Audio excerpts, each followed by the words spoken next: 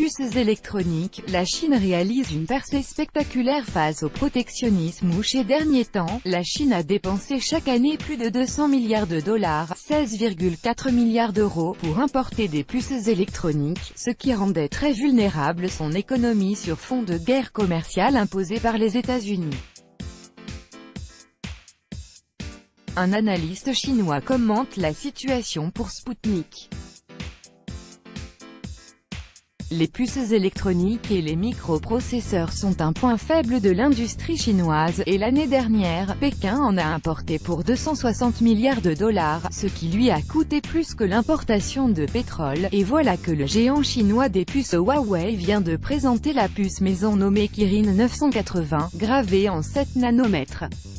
Les tensions politiques poussent souvent les pays à promouvoir la recherche et le développement de leur propre technologie par besoin de se passer des importations rendues impossibles.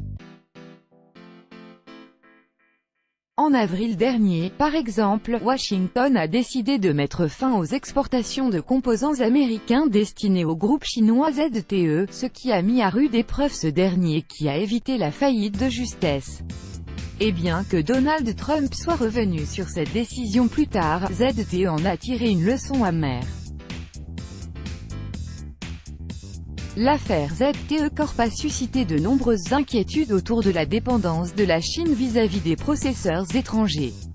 Le principal est de réaliser une percée technologique, tout en surmontant le blocus des brevets.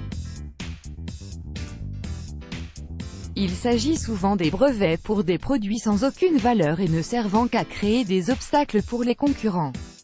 Quoi qu'il en soit, en développant sa propre production de puces, la Chine pourrait bien se heurter à l'opposition politique des États-Unis et de l'Europe, a estimé Mei Xinyu, du Centre de coopération économique et commerciale auprès du ministère chinois du Commerce, dans un entretien accordé à Sputnik.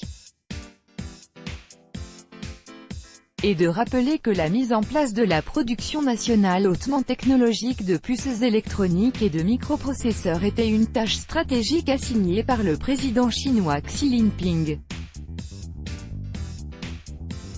L'interlocuteur de l'agence a exprimé la certitude que cette tâche serait accomplie dans les 5 à 10 ans à venir.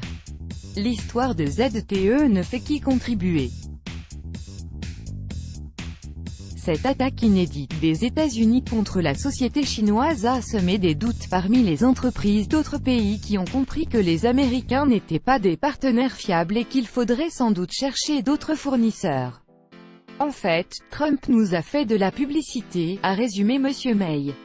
Dans ces conditions, les spécialistes chinois appellent le gouvernement à transformer la crise que connaît ZTE en une opportunité pour sensibiliser la population sur le rôle important des processeurs et à intensifier une action nationale pour mettre en avant l'utilisation de puces électroniques développées en Chine.